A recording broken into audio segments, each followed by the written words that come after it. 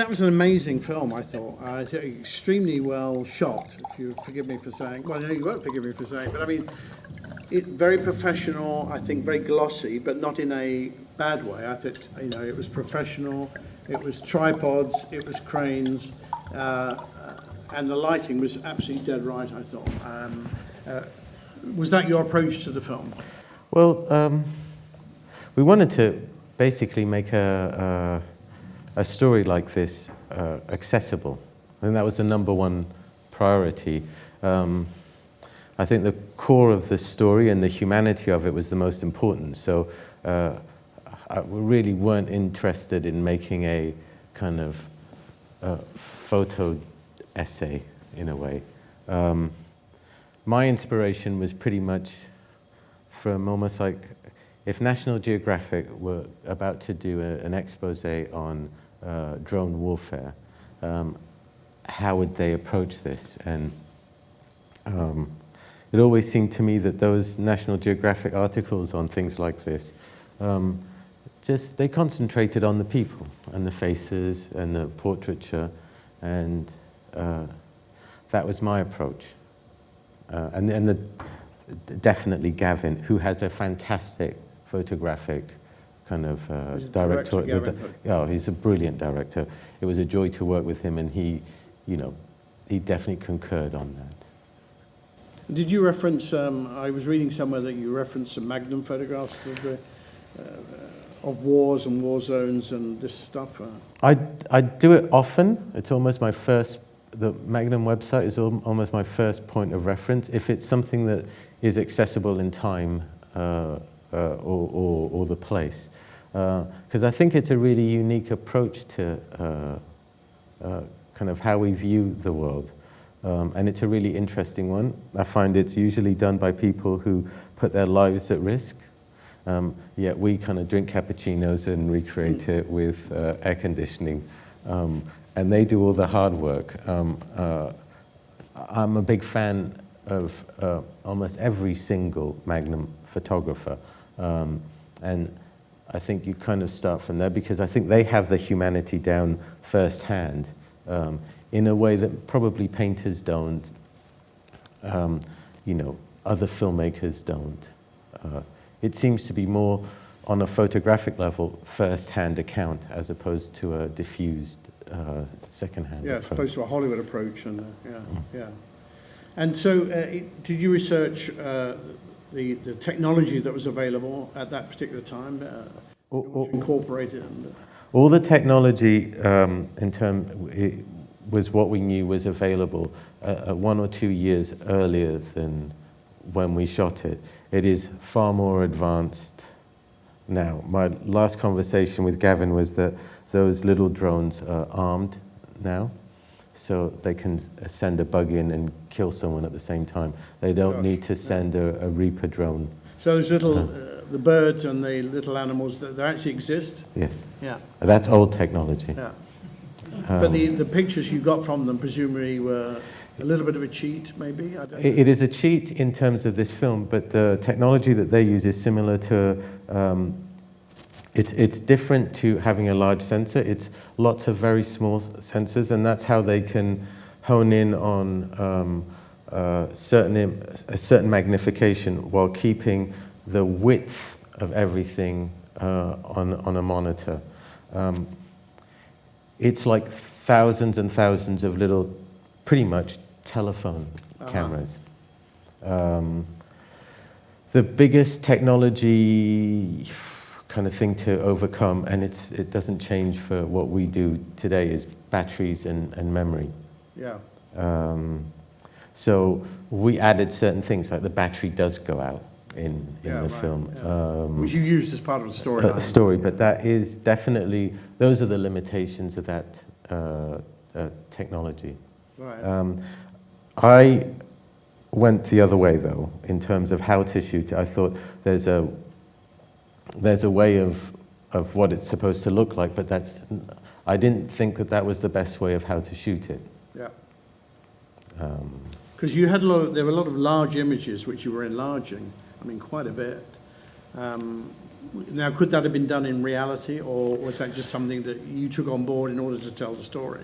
Well, first thing I took on board was I didn't want to use a single drone to shoot a film about drones, and there's many reasons.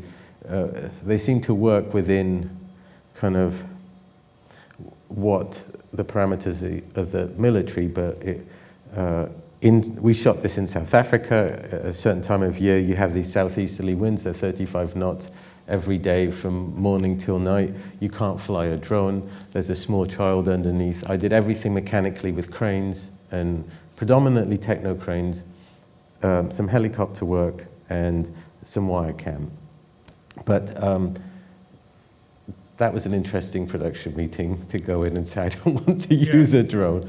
And one of the reasons is that we do recreate things, Phil. So I'd rather rely on a key grip that's done this for 20, 30 years than a kid with a remote control who comes in and says, I can fly it. And it's not disrespectful to them, but I just trust that part of our industry a lot more. Yes. And you use construction cranes, I think. And we use some of the high, because as we understand, the real drones at the moment can't hover. So what they normally do is go around in a circle. They do figures of 8. The Reaper drones, they fly at 65,000 feet, and they basically do figures of 8. And then the camera's kind of stabilized at that height. At a certain height, and a certain amount of diffusion, an image starts looking the same, whether it's 150 meters or 20,000 meters. And we looked at some real footage, and we did some tests, and we kind of found that height, and it was around about 100 meters. So that's a very, very big construction shipping crane. And we found the biggest crane we could in South Africa, and it's a big kind of port shipping country. So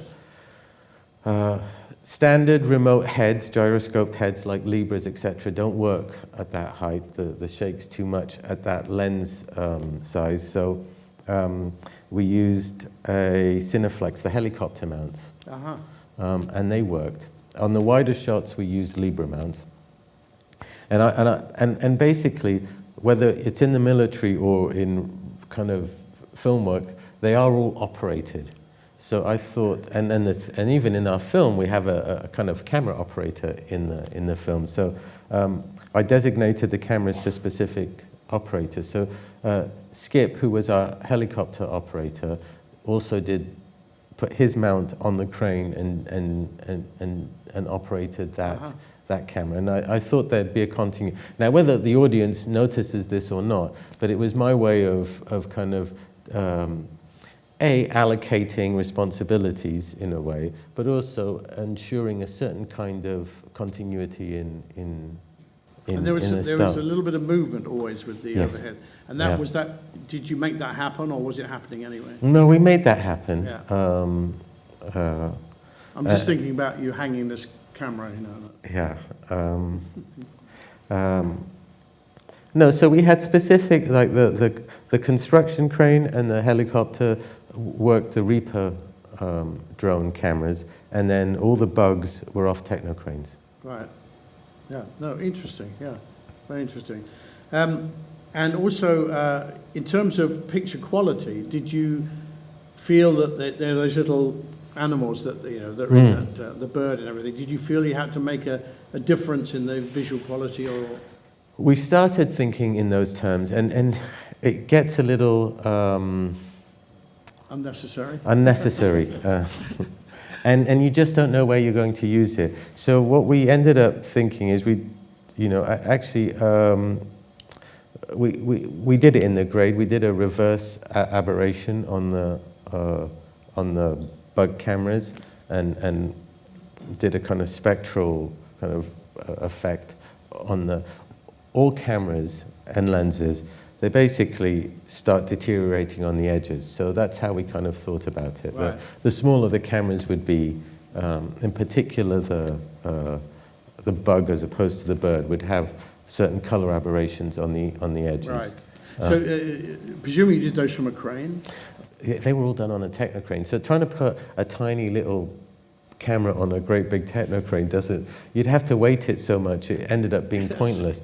We did everything on the Dragons. Just a normal camera and yeah. It was all done, it was all shot on Dragons with the occasional Blackmagic pocket camera. Right.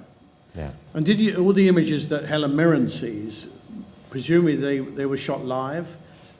No? She stared at a blank screen. Continuity. She was staring at green screens. She was no green screen. We had a great VFX supervisor who did luma keys for the screens. So we actually lit the screens so there would be a tiny effect of luminosity from those screens. No green. And Gavin can't stop talking. He's one of these people, and he's brilliant at it. And then basically, he would talk over all the acting and say, you're looking at this on the left-hand screen, and at this, and a blah, blah, blah. And he would just basically narrate what was happening, which we hadn't shot. Gosh.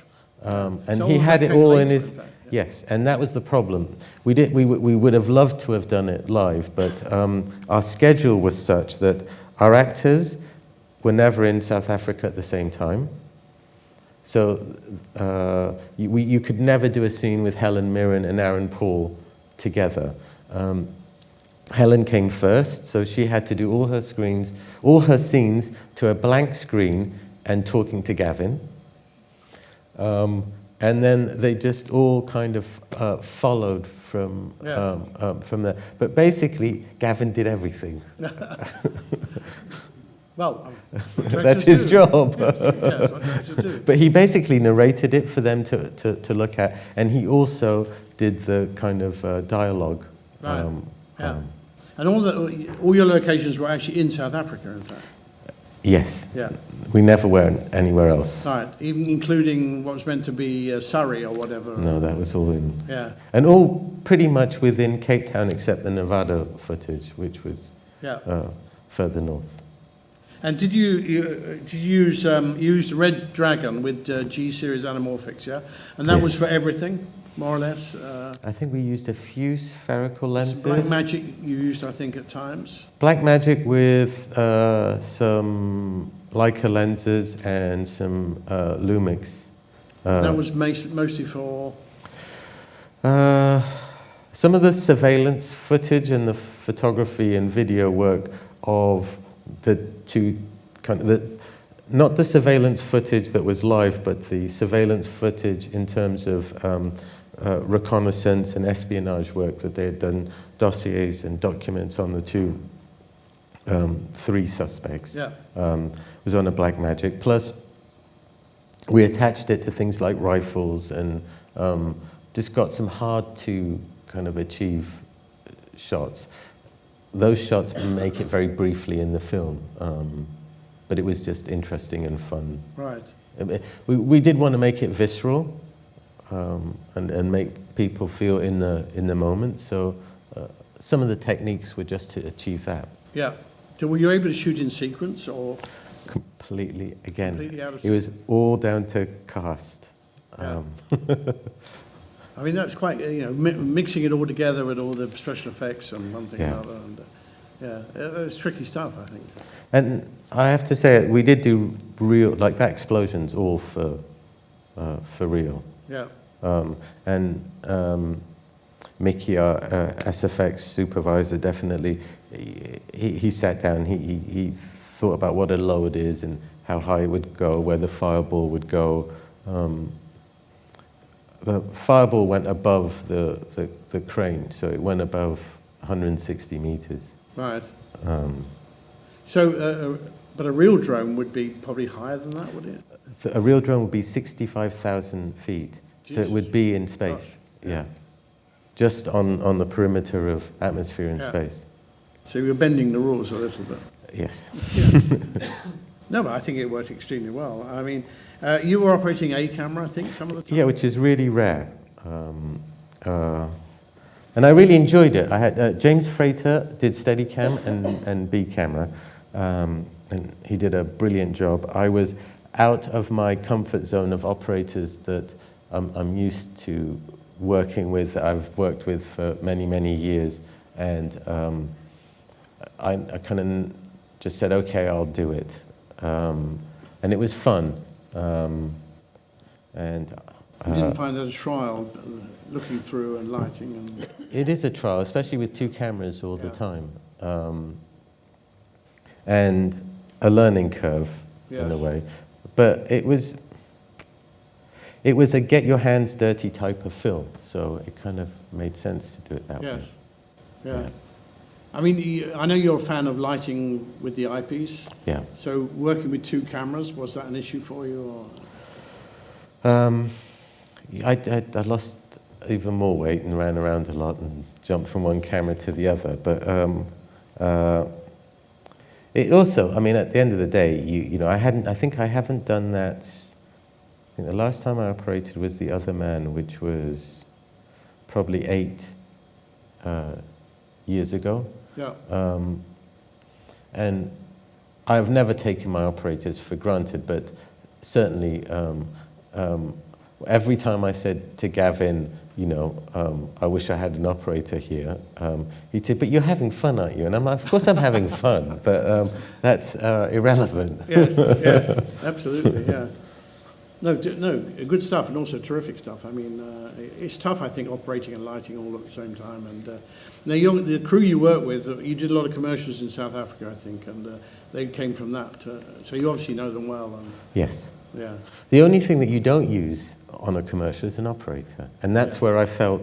But focus puller, key grip, gaffer, all a fantastic lot. And I have to say, one thing that was, especially when the theme is like this film, I can't say enough about it. It was the most diverse and integrated crew I have ever worked with.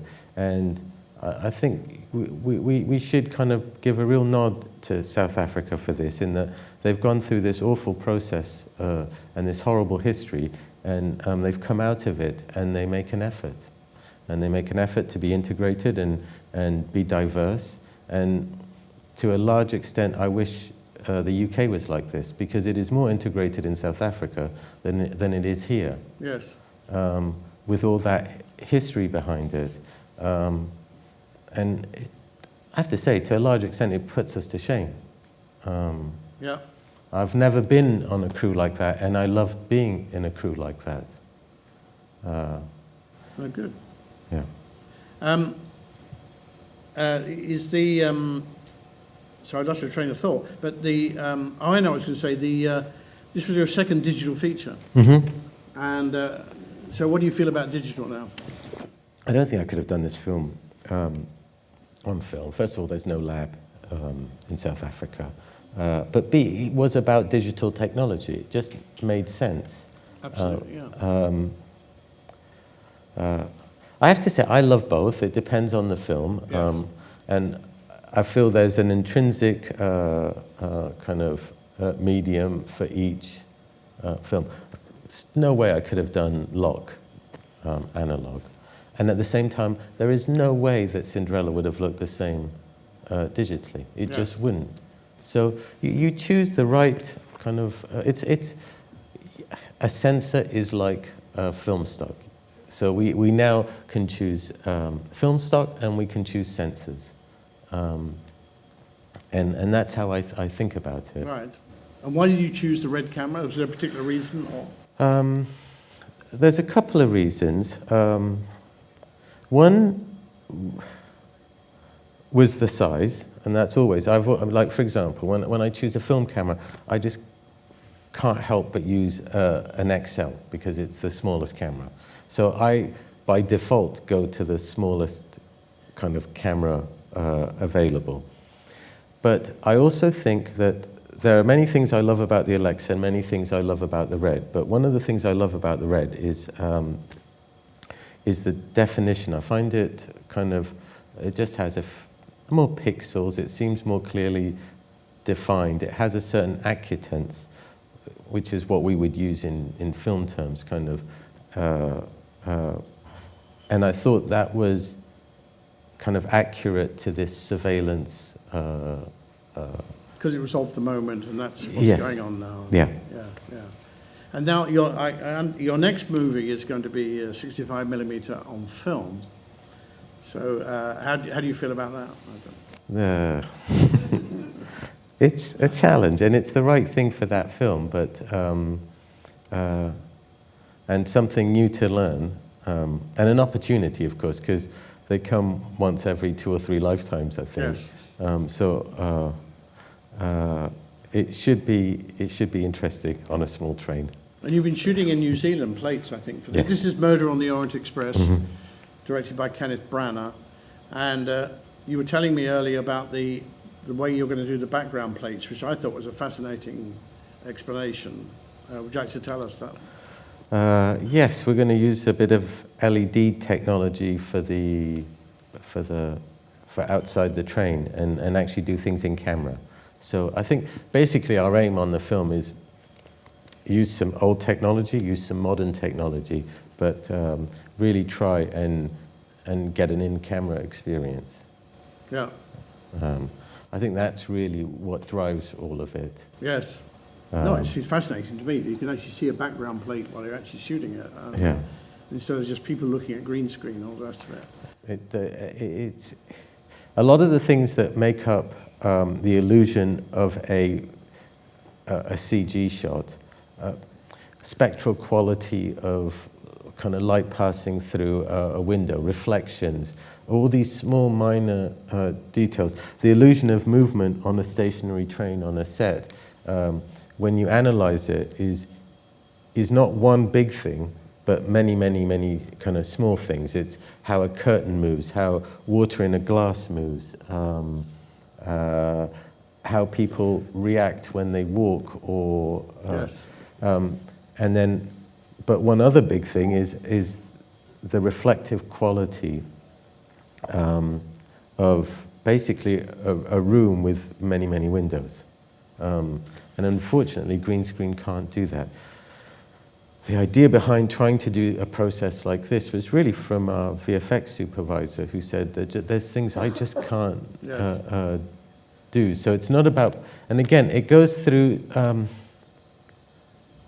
I don't know if, and we will never know, whether the resolution out the window doing it this way is the same as doing it in green screen or doing it live. But the impressionist feeling that we get, because we did a test of a real train and then the same plates on a stationary train with this process. Right. But we did a kind of blind Pepsi Cola test and no one could tell the difference. Yes.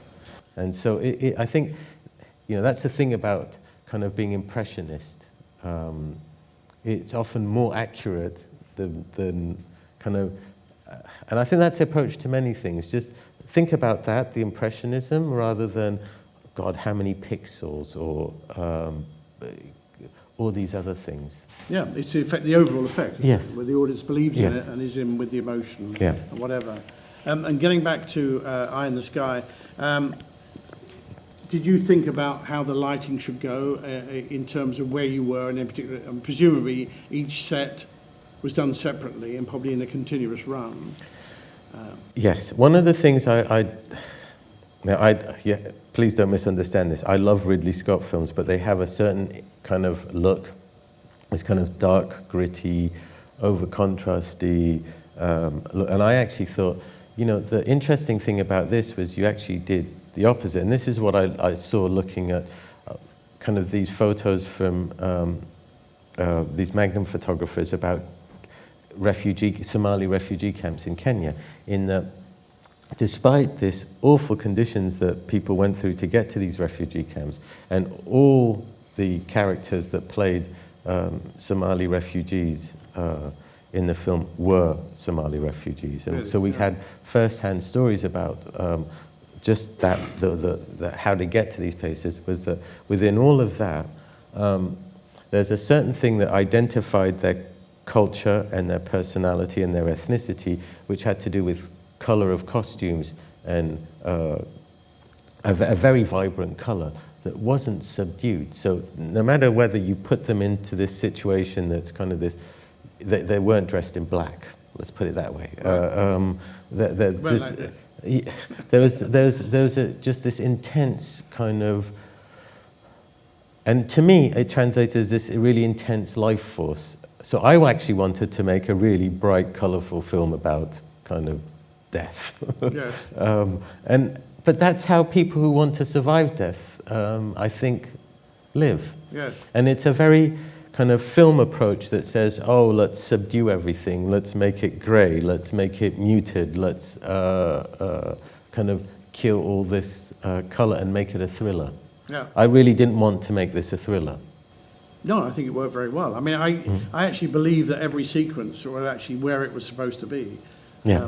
You know, I wasn't aware that the whole thing was shot in almost one place, wasn't it? One city, basically. Within 5 miles. Yeah, yeah. No, it was extremely well done, I think. And in terms of, did you feel you needed a different approach when you were doing the people in the office, you know, with the Alan Rickman and all of that stuff? And Gavin asked me that question when we were grading, and I said, can we please not do that? Because he says, should we do colder? And I'm like, Gavin, if we start doing that, that's when we get into this film language thing. Let's stick to our guns and be photojournalists. yeah, Like, you know, what would you do? You'd use 3 lenses, you'd go in there, you'd keep the color the same way, and you wouldn't say Cobra Room is cold, Kenyan Bazaar is warm. Just, can we throw all of this out the window? Yes. And kind of be true to almost the life force that is that family trying to survive in that refugee camp. That's what we have to be true to. yes, And that's what tells the story. You know, it is, you know, it's their POV that we want to say. And we can say it in really subtle ways by always being, you know, people don't like run out of and try and jump, you know, they run out with the clothes they have, the bags they have in their hand, and they take that with them. And I almost felt like you've got to take that with you for the whole of the film. yes. Did you have were there any extras from any of those dangerous countries or countries that had experienced that? No, all the, we were also true to, I know it's hard to say this, but Africans can tell the difference between neighboring African countries, and if you live there, you know the subtleties of a face, a slight difference in eyes and cheekbones, etc., which I think Westerners don't see. And we were very true to the African nationalities portrayed in the film. So Kenyans were Kenyans, Somalis were Somalis. There is an area in Cape Town called Belleville, which houses a lot of Somali refugees. And we exclusively cast from pretty much from Belleville. And it was people that were kind of the mother and father were basically a real life husband and wife who basically would sing and play music in Belleville. So they were the most open to kind of casting. We did little things like that, but in a small way, attempt to be genuine.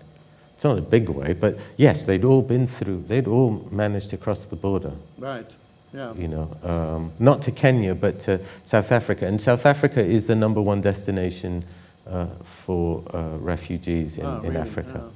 Well, because it's liberated, or? Because there's a policy of once you've crossed the border to look after, like, you know, to take care of people. Yeah. No, interesting. Yeah, interesting. Anybody in the audience like to ask a question? I just wanted to ask, with the top-down shots that you had, did that affect the schedules in terms of long shadows going across a shooting day? Yes, there are mistakes there. There's shadows when there shouldn't be. You just, you know, you schedule that within one day rather than a course of 2 days, and pray for the best, really. Yep, anybody else? You've done an amazing job on the tension of the film.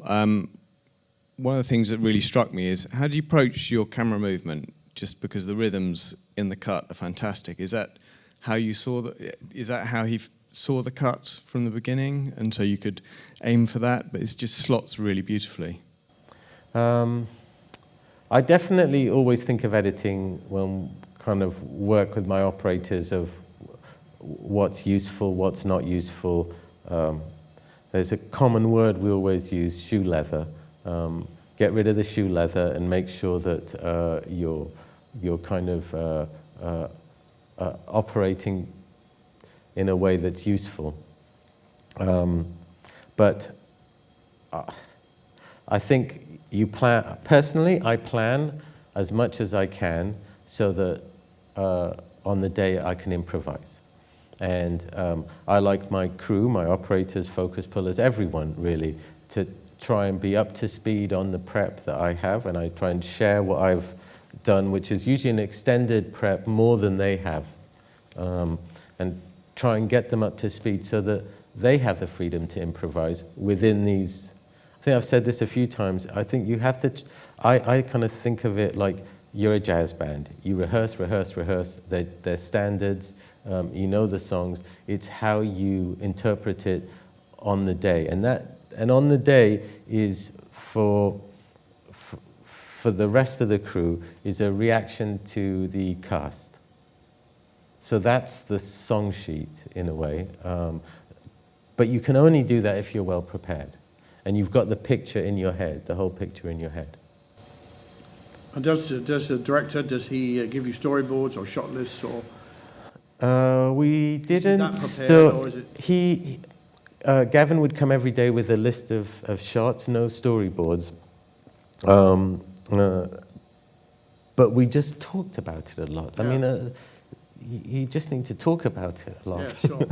Because that overhead shot of the, when they're putting on the explosives and everything, I mean, I'm presuming you rehearsed that and worked out where the camera had to be at any particular And we moment. built the set so that it would accommodate it, and the production designer knew how it would work, and we'd already, our key grip went in there and said, okay, because Johnny Breet, our production designer, built that roof so that it would work on location, and then built a replica of it on a soundstage, and built it with the dimensions of a techno crane to go through the rafters and through the beams and land at a specific spot. So we all coordinated with each other on. So there was a certain amount of preparation for that. Yes.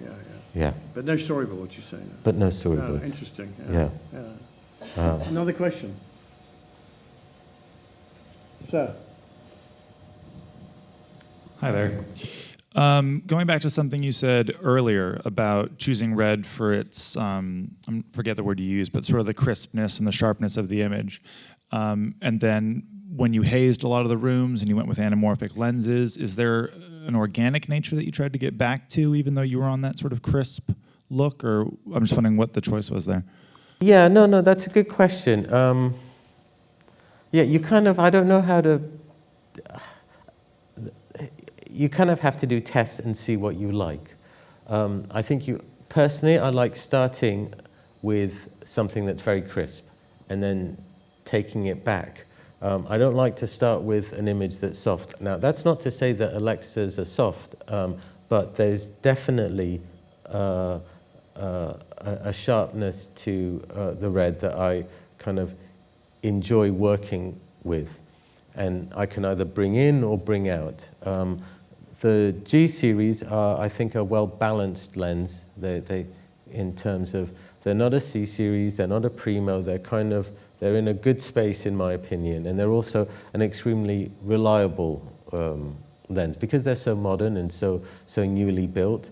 They almost all weigh the same, they're the same length. The focus rings are all very practical. I think the other thing that you kind of have to understand about shooting a film like this on location in South Africa is that there's heat, wind, dust. It's a really demanding shoot. So I was very weary of not only creating something kind of on the look side, but also just making sure the tools were the right tools and they weren't too quirky, too, what's the word? You know, they were user-friendly for extreme conditions. And obviously we needed a certain amount of, I just didn't know how far we would go with the cranes, how high we would get, how much they would in post want to zoom in. So I had to pretty much give an allowance and I didn't want to be tied into something that would not help editorial out, not help the director in the end. It was a balance. And would you say that you would prefer to work with equipment that you know well? Yes. So you can create from that stable base? Completely. Rather than experiment and... And I do love experimenting. It's not that. It's just that I think it's a very different thing in a test room and a very different thing. However much we test in a test room, it's not the same as, God, it's 3 a.m, there's no light. Yes. The one street lamp that was lighting my actors has now fizzled off. You just want to know that you've got something backing you up. Yes. in terms of your experience and your Yeah, I think that's equipment. important nowadays. I mean, there's so many different ways, workflows, so many different cameras, Yeah. so many different lenses, so many different ways of capturing an image. And I think you need a stable base Yeah. to which to build on, you know. And, you know, some of the greatest films have been made on primitive lenses and primitive cameras. It's all about the imagery, the emotion and everything else, which I think you captured extremely well in this film. You know, you did use some diffusion at all? Or? A teeny bit, but Where would you use that? I didn't use a lot on, I mean, I have to say, God bless her, Helen never once came in and said, I have to look a certain way, a certain age. I tend to diffuse with smoke and lighting rather than, I mean, the most I'll ever use is, and it's always the same, it's a Schneider Classic Soft maximum 1/8. Yeah. We carry the full set always to like 1. Would that and be for faces or? usually it's either faces or knowing that I'm going to cut from a very wide lens to a very long lens and sometimes knowing that there are differences between the two. Yeah. And particularly on a digital shoot, I just see it. I'm like, just Would you say there's a soften it. difference in facial tones between one camera and another camera, or film and another camera, and digital cameras? And No, every sense is different from Yeah. individual cameras, and I can takes me about a week to know whether it's which camera is which, but I see the differences. They're just not consistent, and I don't think it's not right or wrong. We just create a lot No, and it's a compensate choice, yeah. for it. But sensors between cameras of the same type of camera, there is a minute difference between them. And if that's all you do day in, day out, and you stare at these monitors with these like 2 cameras with 2 different sensors, at some point you just notice it. yes, tear your hair out. Yeah. Yes. Another question, sir. Could you just talk us through a little bit about your post route, your grading? What did you go with base light or resolve, or how did that work and where? It happened in Los Angeles, and I was here. Dave Cole graded it with Gavin.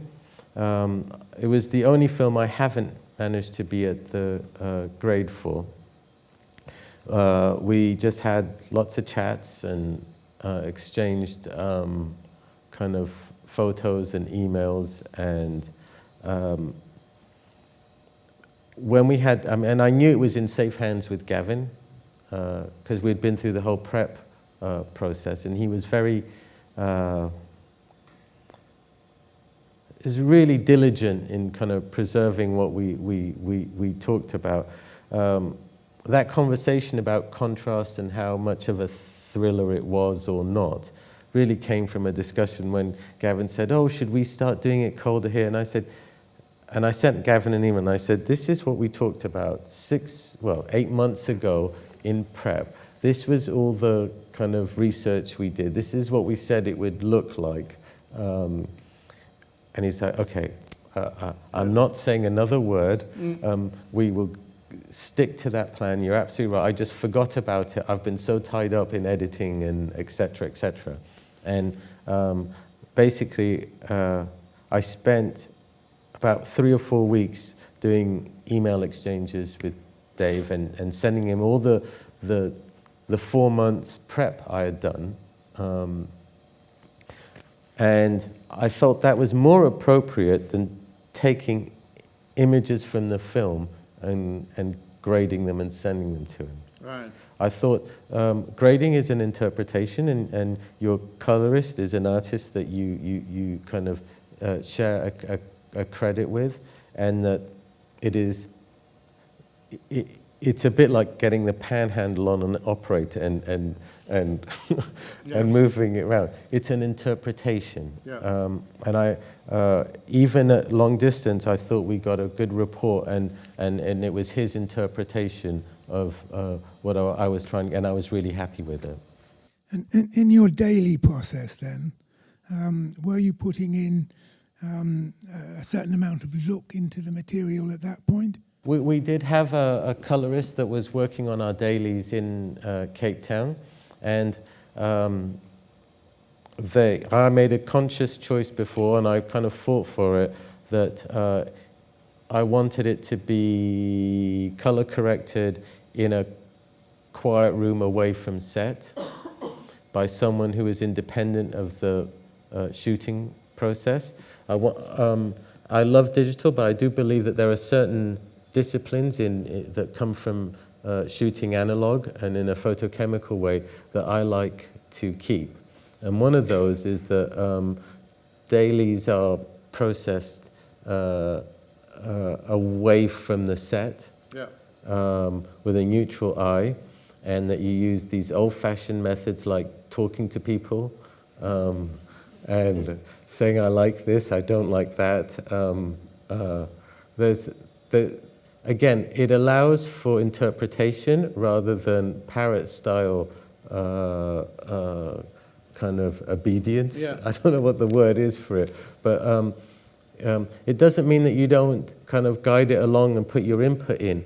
But Do you like other people to, your colorist, do you like him to add things or offer things, or are you rigid in what you've done and how you want it to be? No, I'm always open, but I will always say, I don't like it, let's go back to this. But I believe that, if you want to have this relationship of kind of interpretation, you have to be very specific, but you have to allow for someone to go a certain way. They might come back with something, and they always do, actually. Did you find you have issues with editors playing with the imagery, or? I mean, it's happened on films, not with Megan on this film. I thought she was fantastic, and I think she really got it, and I think she's worked with Gavin for a long, long time, and she knows how to kind of talk to him and get him, like they're like a married couple. Yes. in a way, and I just thought Megan did a brilliant job editing this. Would you on set try to achieve the look there and then? If you're looking at monitors? Yes. Yeah. I kind of, but it's a general one. But I like to look at it the next day and make my comment. So you leave room for manoeuvre. And yeah, there's nothing baked in, and there's nothing that. I also didn't have. I had a brilliant DIT. Christo was one of the best DITs I've ever worked with. We looked at where our acquisition was, whether we had room to maneuver or not. We applied something, but then we would send that off to someone separate at night. And Christo knew that if we do something there, we're in the moment, because a DIT on the day is also kind of part of, they're there, they know that, oh God, the light's falling. They have a very, I think it's a difference between an objective grade and a subjective grade. Yeah. And I think you need both. And again, everything in film is a collaboration. You cannot ever, the minute anyone thinks that it's a one-man band, I mean, they only have to turn around and see the 300 other people on set with them, and realize they're delusional. But this objective to subjective thing is actually quite... And were you able to look at rushes as you went along, or was there a sort of communal view of rushes, or was it individuals, or...? There was no communal view, and that thing's died. And it's really hard to kind of reinvigorate. And I think that's the one thing that's really lacking from... I think that's a very sad development. Yes. Now everyone gets a DVD or something, or Pigs rather or than whatever. all sit together and watch it. That is a very, very important discipline in filmmaking, and it's lost. Yeah.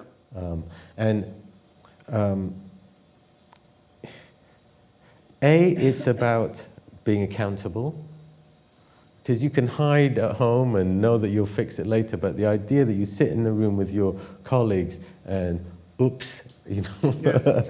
I made a mistake at the end of every day, and also be praised for it when you get it right. Yes. And then on another basic level, just be like, you know what, that's just... Can we push that a bit more? Can we not push that? Blah, blah, all those little conversations, they're lost. I think it's so useful for costume and makeup. Everyone. And people to actually see how their costumes move and how they behave in a scene, which they don't really get. Yeah. Well, they could look at it by eye, but they don't really get it, I don't think. And sometimes when you say to a costume supervisor, I don't think that's the right colour, you have a long explanation as to why, because then they're not projecting it into the situation you're going to use it. So I think rushes, dailies, whatever you like to call them, is a very important factor in shooting films. And it seems that one of the reasons why I think it's died down is the idea of the editorial process not taking it down to 30 minutes. Like 30 minutes at the end of the day with alcohol. Yes. You don't want to have I don't want to have a drink at the end of the day in the pub with my colleagues because I'm too tired. But I do want to have a beer with my colleagues, watching half an hour footage, and then we've patted each other on the back, said, "Ooh, careful of this. Have a beer." It worked for 100 years. Why do we have to stop it now? Yes. And I think the opposite is happening. So you don't watch rushes, but you all go to the pub. Which is wrong, without having the discussion. It is a social activity, filmmaking. One event, but you kind of got to put it all. It worked. Yeah. And that's the one thing we're fudging, and I don't think it's a good thing. Now, do you think with your new 65mm movie that you'll be looking at dailies in a theatre, en masse? Yes, but not on film. We have another workflow that we would watch digital dailies of it, but at least it would be communal it's quite viewing. expensive to print 65mm. And the time and the return, and then the sound syncing. It's impossible on film to have sunk sound rushes, and it's impossible to have selects. That would mean an editorial team on a Steenbeck syncing rushes. So that's out the window now. So the only way that it would happen for communal viewing is that it is down to half an hour, it's sunk, and it selects. Yeah. And the only way to do that is to do it digitally. Yeah. But it's about what your workflow is and what that, and we're hoping to do it in a way that actually is really great digital viewing. And that, of course, that's possible. And the truth is that, for any film release, if you take let's just stick to 65 releases. Kind of Chris Nolan's films get about 10 film prints worldwide, and the rest are digital projections. So even if you DI a 65mm negative. It is the same way that there is a difference between DI'd 16mm to 35mm, there is an equivalent difference between DI'd 65mm to 35. So no matter what your digital format is, there is a difference based on the acquisition. And do you know at this stage, I mean, most films seem to be screened at 2K at the moment. So do you know at this stage whether the final print will come out more than 2K? Yes, will be in digital. Will be a 4K digital 4K or digital, DCP. Yeah. Any other questions, folks? Just moving on Yes, on sir. the post. Madam. Hi, Nick. And then the young lady over there. I was just going to go on the post and this area. Have you been asked to work in the HDR zone yet?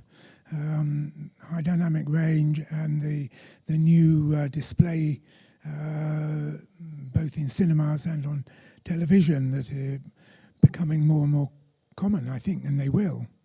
Have you got any take on that yet? Well, you're always working in HDR if you shoot on film, so that's number one. It's in the more to do with acquisition. display. In I terms of absolutely agree. and Once we you will wind have up to the do. brightness of the display.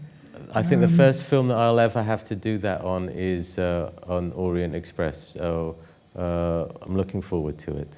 But we haven't had to do it yet, but it will be a very easy thing to do if you've given our format and the way we're processing. Okay. There are a few issues around it. In the spectral highlights, I warn you. Yeah. Any other Hi. questions? You mentioned that you spoke at the beginning with the director. My question quite basic, so I would like to know from you, when you had the script, how do you work with the director? How did you talk to him through the script? How did you break a scene, for example? Does this angle is better, or then this close-up is better, this color is better? Well, you do it step by step, page by page, but basically, you can never, I don't think you never start talking about angles. I believe you start with broad strokes and work your way to finer strokes. So and it's not a day, it's months. So we just spoke on an emotional level on what was important and why we did why we were attracted to the script. And then took it from there, really. It's amazing once you go through that process that you will very quickly find out whether you're on the same page or not, and how easy it is if you are, and how awful it is when you're not. Yes. Yes, I did have a meeting with a director once, and I had worked out what I thought the film should look like, and he told me his conception was the complete opposite. So I just had to say nothing and say, good idea. Yeah. You have to work together, you have to, So work with what the director wants. So my question is, how do you decide you want a a wide shot or a close-up? Or you do both and choose in editing? No, you don't do both. You do it after 3 or 4 months of prep, of figuring out what a scene needs. You also allow time for interpretation on the day. So this is what you feel in the gut, right? Yes, but it doesn't just come out. It comes out after 3 months of preparation and checking locations and doing tests. So there is no magic answer to that. You make certain choices in prep. You gather what you think is appropriate, and you leave a little bit of room for interpretation on the day. I mean, I think it's fair to say, the actors always have an input. Yes. And, you may sit in your bed at night, thinking about the scene and saying, well, he'll come in the door and he'll sit by the window where I want him to, and he'll come by the table. But the actor may say, I don't want to do that. And they come last. Yeah. So you may have done 6 months prep, but they've arrived 2 weeks before you're about to start shooting, and that's what you have to... it's you interpret their interpretation. Yeah. And hopefully it all funnels into the goodness of the movie. Any other questions? Sir. Quick ones. You said you didn't use storyboard on this project. Is this something you're comfortable with? I was wondering, what's your plan for the daily shoot? Do you talk with the director on the weekend after you've done your basic breakdown of the whole film? When you go on set? I mean, I often see storyboards, and it's a very great Bible to work from. So what's your tool on a daily basis? You show up with the script pages and decide, basically. Do you have a tool that you use rather than storyboard when you don't use them? Patrick, I prefer shot lists a lot of the time. I've usually jot down some notes. So, you know, a day's work is not just what you do on set. You have to go home, have a look at the rushes, have a think about, read the next day's pages, so that you know the next day what you're doing. And I just jot down a few notes of my thoughts about shot lists. And I go back to, you know, what did I think 3 months ago, you know, and try and remember what you did 3 months ago and what you thought about it. With Gavin, I've found that he would return with those, having done a similar night's work. We did use some storyboards for certain sequences, but I find that storyboards are useful for specific scenes, not every scene. I also find that it's sometimes distracting if it's not the cinematographer, production designer, or director that are making those storyboards. If it is a storyboard artist who's done no work in the prep and come up with something, it's outside. That's my, I do believe in, but for that reason, I think it has to come from those three. And if it doesn't, I kind of disregard it. It's true of on action films, prevising, which is now very common, and a lot of that's tied up with budget because they need to know where the money's going to go. Therefore, if you storyboard it, you can say that's a visual effects shot, that isn't, and so on and so on and so on. But the issue you have very often is the previs guys never talk to you, and they do it all in their own head, and very often you're presented with it. And then you have to make that work on the set. You know. Well, that's often because there's very heavy visual effects sequences are required, not just what you shoot on set, but what's going to happen later. You need to it often happens that the previs is a tool that you use to create visual effects as well. So it's kind of a tie-in between the live action you shoot and what's going to happen in the visual effect world later. But just to go back to the storyboard, I completely agree with you. It's great when the director sometimes does some very simple storyboard for discussion, if anything. Exactly. That's the best. I mean, I think it's fair to say that all of us think about the scene and probably have a shot idea in our head. We know what the action is, we know who goes where, and therefore we think, well, we need a wide shot of this, we need a close-up of the phone ringing or whatever. We have that in our head, but if the director has his choice and, you know, and he may be a much better idea than yours, you're always going to go with his idea first. But I did work with a director once who said to me, what do you want the actors to do today, Phil? You know, so it was entirely up to me to say what the actors were going to do. And okay, you know, and I had to work it out. So that was a surprise, but I mean, those things can happen. You know. Any other questions? Otherwise, we'll retire to the bar and have a drink. So thank you very much, Haris. Thank you. Great fun.